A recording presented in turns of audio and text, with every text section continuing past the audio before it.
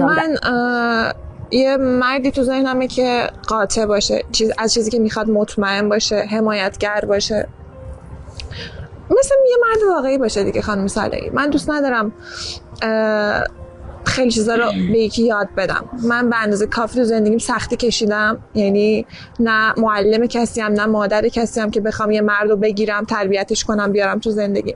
دوست دارم همون قدری که من شعورم میرسه آمادگی رابطه رو دارم با کسی وارد رابطه بشم که همون شخصم آمادگیشو داشته باشه، یعنی مطمئن باشه از چیزی که میخواد. واسه همینم دارم میگم من هیچ واسه بودن یه مرد تو زندگیم هیچ موقع بایدی تو ذهنم نبوده، چون حالم واقعا اینجوری اوکی ام، یعنی زندگیم خیلی خوبه، کیفیت خوبی داره، میدونم چی میخوام.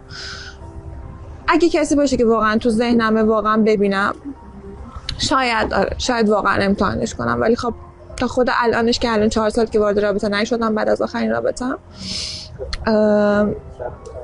دوست دارم زمان بدم، عجولانه رفتار نکنم. واسه همین اون دیواری که شما راجبش صحبت میکنید همه دارن میبینن دور من.